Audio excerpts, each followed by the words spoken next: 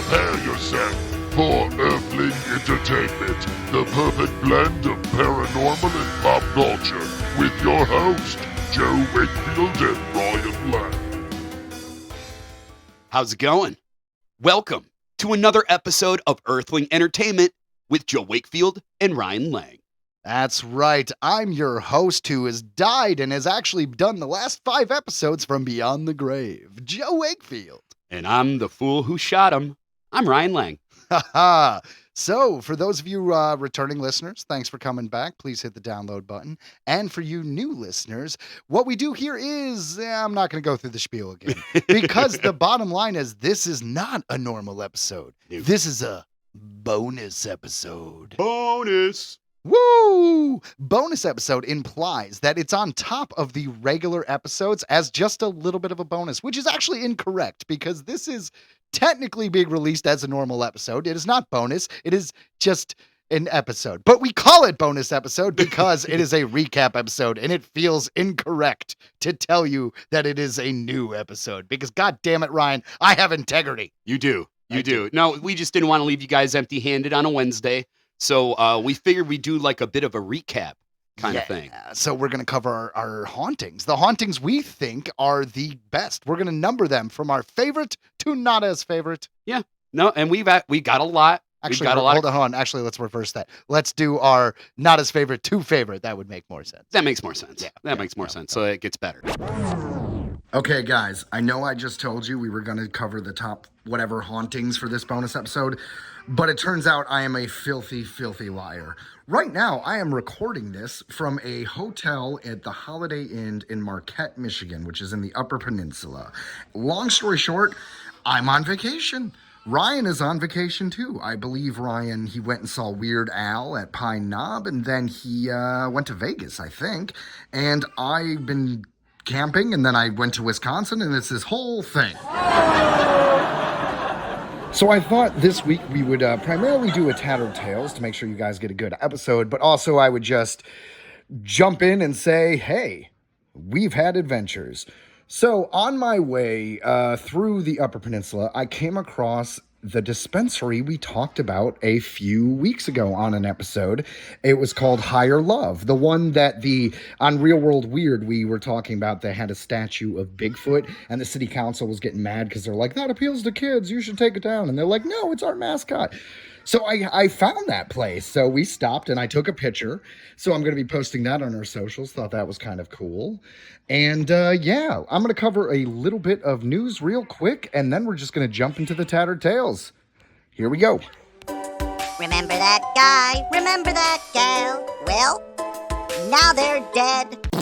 First thing, we would like to acknowledge Michael Madsen. The actor had passed away at 67.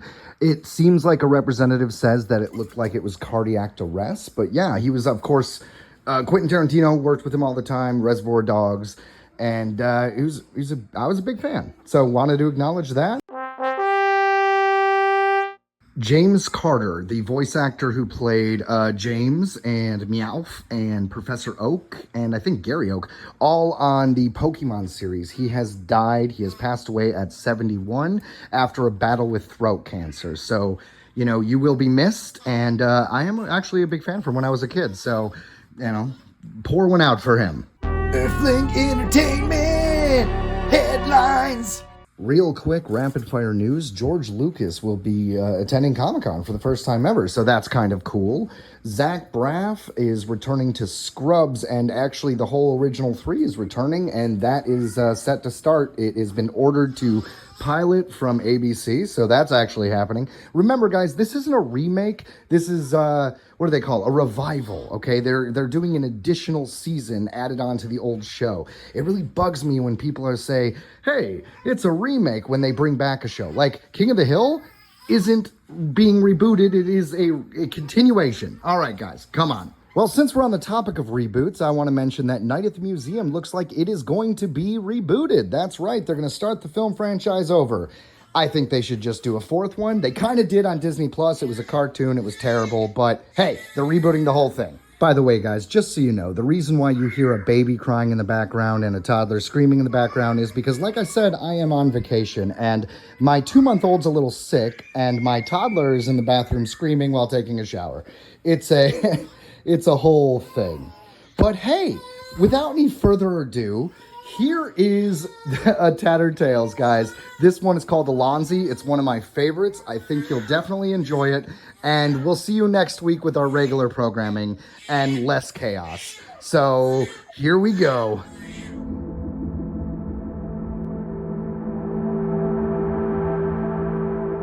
Z-Space Corporate Space Station, March 13th, 2036, 2 p.m. Eastern Standard Time. Hello? Is this thing on? No, you're in playback mode. See? Wow, you two are actual rocket scientists and you can't figure out how to work a camcorder? Hey, cut me some slack. We're about to talk to billions of people. It's a little nerve-wracking. Got it. We're good to go. You guys ready? Yep. Sure am. Okay, we're on with the whole world in 3, 2, 1, action. Hello, people of Earth.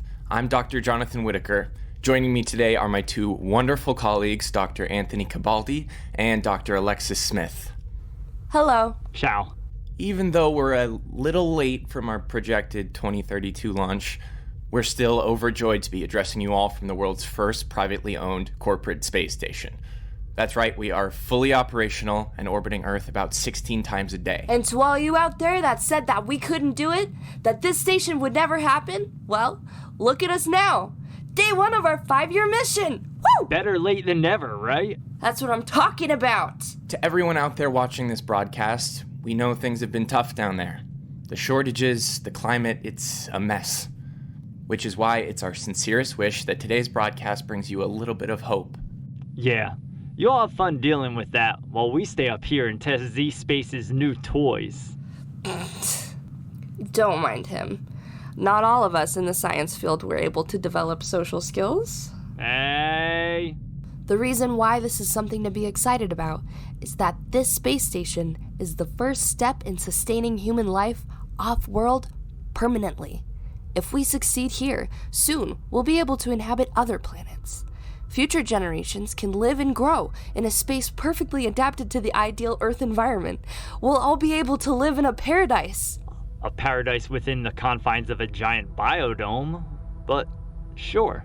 Well, even though we're not going to be able to set foot on Earth for a few years, at least we'll have a better view than any astronauts before us. Look over here at our giant window. So, for those of you out there who don't know, this is a big deal because up until now, actual windows on spacecrafts had to be very small in order to withstand the tremendous heat and pressure that goes along with space travel. We've got a fantastic view of just about all of you down there. We wish you could see it. Surprise! With the help of 14 state-of-the-art cameras strategically placed around the edges of our viewport, you can see exactly what we're seeing. In stunning 6K, no less. How do I switch the view? Dude. Go to menu. It's under visual feed. Oh, there we go. Like I was saying, we've got a beautiful view of Mother Earth. Hey, do you see that? What? That, over there. I don't see anything. It's probably just some space junk. I don't think so. Holy crap! Is that a body? I don't believe it. Hey, it's coming at us pretty fast. I wasn't sure at first, but now it's clear as day. He's not even in a spacesuit. It looks like he's just in street clothes. How in the world did he get out there? Seriously though, I think he's gonna hit us. Should we cut the feed? What? We're still on? Yes, cut it. Cut it now. Trying. Which button? Brace yourself, guys. The frozen corpse is about to hit. The Eccleston Home, Port Washington, New York, March 13th, 2036, 2:33 p.m. Eastern Standard Time. We at the network would like to apologize to any viewers who may have found what we just saw disturbing. There are obviously a lot of questions at this point, and we will report back as soon as we have an update. Back to you, Jim. Holy crap! Did you see that? That frozen guy just shattered into a million pieces. What's going on? Yo, Rory, you with me, bud? I think that was my dad. Huh, who? That frozen guy? I gotta go. Hey, wait! You forgot your phone! Z-Space Corporate Headquarters, the office of Bradley Tennant, New York City, 3:14 p.m. Eastern Standard Time.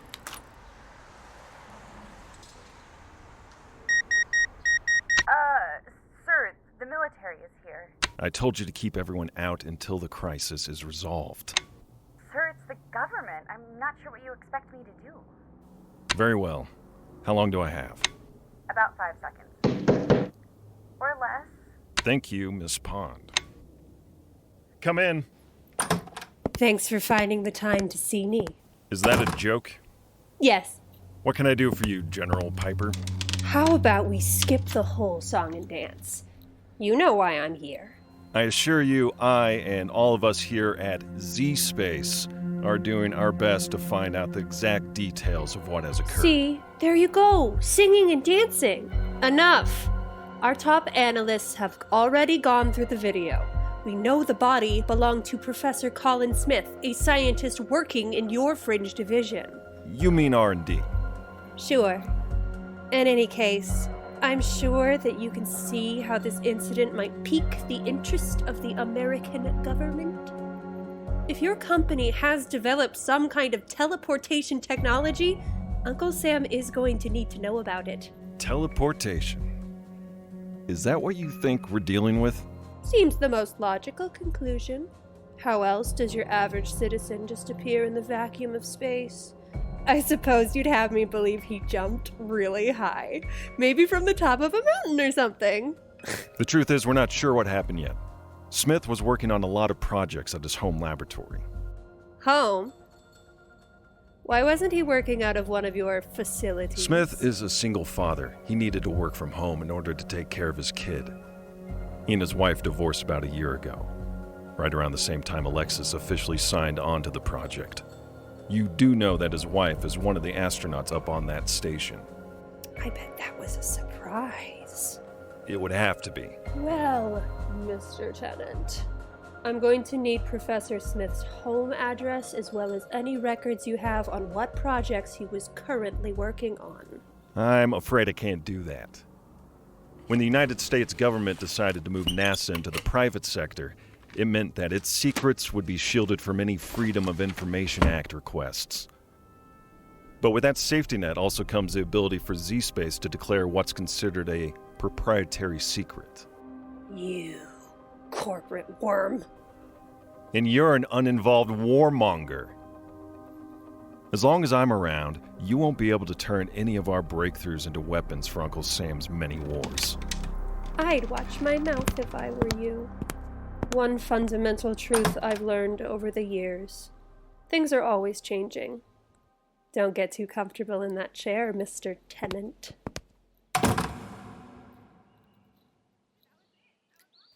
Outside Professor Colin Smith's suburban home, Port Washington, New York, 3:52 p.m. Eastern Standard Time.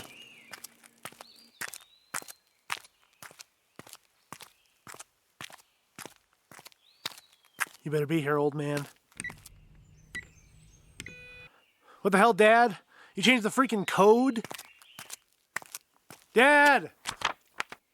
Hey, Dad! Hey, Dad, where are you? Are you here? Hey, you down in your lab? Who are you? My name is Karen Mackey, and this is my associate Arthur Gill. We're with Z-Space. You must be Rory. What are you guys doing here? I presume the same thing you are. We're looking for your father. So he's not here. So does that mean that really was him up there? That's what we're trying to figure out. Hello? Miss Pond? Hello? Damn, I've got to head upstairs. There's no reception down here. Watch the kid. Yes, ma'am. Hey, stay where I can see you. I'm just going to grab some stuff off my dad's desk. Look, he's probably dead. I know you guys are going to come in and package everything up, then seal it in some vault somewhere. The least you can do is let me grab some of his stuff. Fine, but make it quick. And don't touch anything else. Dad left his computer on. What does that say? Test 1 was successfully executed at 2 p.m. Eastern Standard Time. Test 2 will begin at 4 p.m. Wait, that's less than a minute from now. What did you do? Nothing. I was just standing here. It sounds like this entire place is rigged up like a machine. Do you feel that? There's like an electromagnetic charge in the air. Kid, look down. I'm standing on a platform. Oh, crap. Get out of there!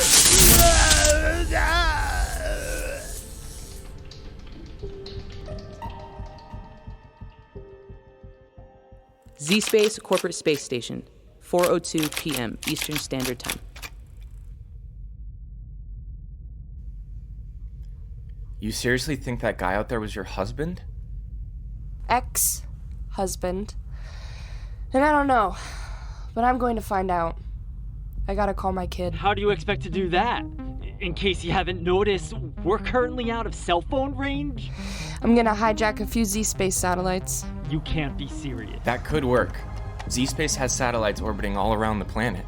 Yeah, I guess. But it's not exactly legal. You'll be lucky if all they do is fire you. I'll risk it.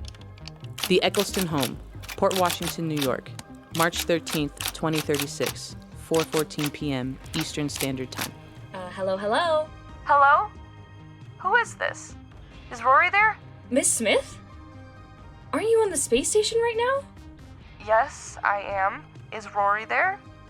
No, sorry. He ran to his dad's house right after your broadcast. You mean he ran home? No, Rory has actually been staying with us the past few months. I guess things are really tough since you left. I assumed you knew all this. Colin and I haven't exactly been on speaking terms since the divorce. What was your name? Yaz. Okay, Yaz, listen to me very carefully. I need you to find Rory before he does something stupid. Z-Space Corporate Headquarters, the Office of Bradley Tennant, New York City, 4:21 p.m. Eastern Standard Time. Hello. Mr. Tennant, it's Karen. Arthur is dead. Jesus. What happened now? The kid must have activated Smith's experiment, which I'm pretty sure has something to do with bending space-time. He is surrounded by something like an energy bubble. I'm not sure how else to describe it. Apparently, when Arthur reached in to grab the kid, he started rapidly aging as soon as he crossed the bubble's threshold. Rory says Arthur was dust in a matter of seconds. So the boy's still alive? For now, but I don't see any way to turn off the machine. I think we might have to just let it finish the process, then shut everything down during the next window. The experiment seems to be set to repeat automatically every 2 hours. Great. So, on top of everything else, you're telling me that we might have to allow Colin's kid to be lost somewhere in time. And we still have no idea why Professor Smith ended up in outer space? What would you like me to do? Just stay put for now. General Piper is breathing down my neck. I don't want to send anyone else out there and tip her off to where the lab is. Now stand guard outside. If anything goes south down in that lab, I'd prefer you not be at ground zero. I'll send more help as soon as I can. Okay, thank you, sir. Goodbye. Professor Colin Smith's Basement Laboratory, Port Washington, New York, 4:33 p.m. Eastern Standard Time. Hey, Rory! You down there? Yasmin, is that you? Quick, lock the door. Whoa! You're in a shimmering bubble. Thanks for the update. How did you get past the Z-Space woman? She's only one person. While she was in the front, I swung around the back. Your mom told me where to find the back door's hide key. Right, the hide key. Wait, my mom? Yeah, she's on the phone right now. Here, I'll put on speaker. Rory, are you okay? Mom? How the heck? I'll explain later. What's going on? Well, I'm trapped. There's this kind of energy field surrounding me. A guy from Z-Space was here, and when he touched it, he got dusted. Wow, just like a Marvel movie. Is there anything else you can tell me? I've been looking through Dad's computer while I've been trapped in here. From what I can figure out, the experiment is in 2 steps. Power up and execute. And it looks like there's no way to turn it off now that it's been activated. I don't think there's a way out of here without pressing the button, and I'm really freaked out, and I'm not sure where I'm gonna end up. Mom, I think Dad made a time machine. Of course. It all makes sense now. Colin somehow invented a way to time travel. I don't get it. He traveled through time, not space. Don't you see? He rematerialized in the exact spot he left from. He didn't move. The Earth did. Right, because the Earth is always moving as it rotates around the sun. Wait, so that's what's gonna happen to Rory? Poor kid. Lex. I'm so sorry. Don't be. He's gonna be fine, because we're gonna catch him. How do you expect us to do that? We're kind of joined at the hip with the Earth, and it's not like we can reverse the planet's orbit. We're gonna miss him. Not if we go the long way. We get Rory to program his trip to 1 year from now, give or take. If we do the math right, we might be able to save him. We line up the station at the exact spot he's supposed to appear. Let me get this straight. You expect me to calculate his exact position, factoring in not only the rotation of the Earth around the sun, but our own rotation around the Earth. We might have to adjust the station's orbital speed to make it all line up right, but it is possible. Easy for you to say. You're not the mathematician. Can you do it? I don't know that anyone could. Tony, can you do it? I'll try. Professor Colin Smith's basement laboratory, 4:46 p.m. Eastern Standard Time. Hey, are you guys still with me? Yeah, right here.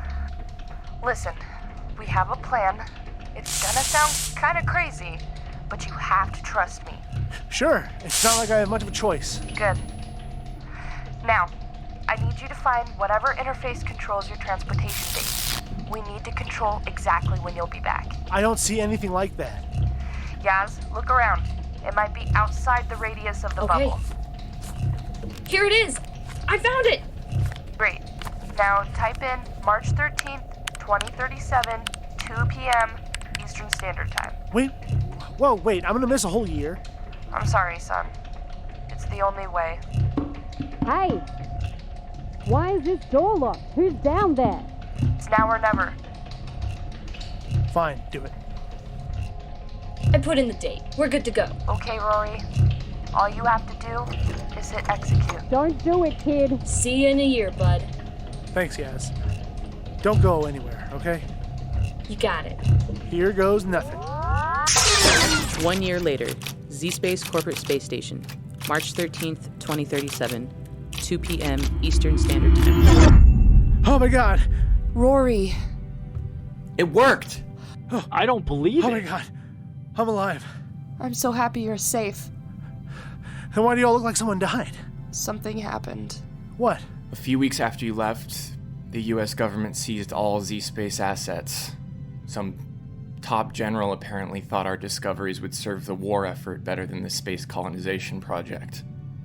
We're not 100% sure, but we think your father's experiment was replicated on a much larger scale. I don't understand. It's gone. The Earth. The entire planet. Gone? Gone where? Somewhere in time, kid. But that doesn't make sense. How could it be gone? The universe has been expanding since the Big Boom. Like never-ending ripples in a pond, forever moving away from the center. We think they must have traveled so far into the past or so far into the future that the Earth itself is no longer in the solar system. We're not even sure it's in the Milky Way. We just don't know. That's impossible. I'm sorry, Rory. But we're all that's left. We're alone.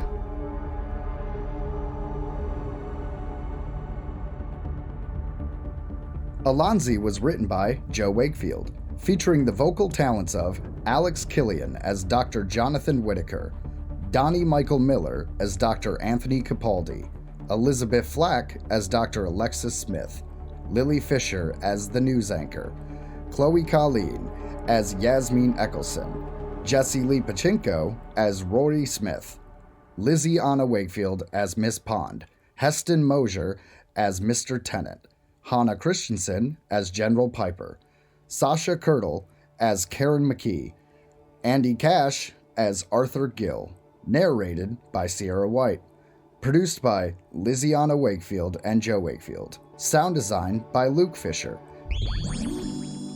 Well, I certainly call that a spooktacular bonus episode. That's spooktastic. Absolutely. And guys, we hope you enjoyed this bonus episode. And if you didn't, don't worry. Next week, your normal programming is returning. We have a full-length normal episode, and we couldn't be more excited to bring that one to you. But if you weren't satisfied, we tried really hard, man. We did. It's summer.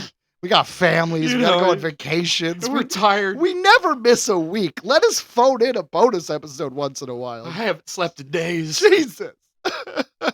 Thanks. So from all of us here at Earthling Entertainment, see you next week, guys. Goodbye. And have a great summer. Yeah, be safe, drink water. Yeah.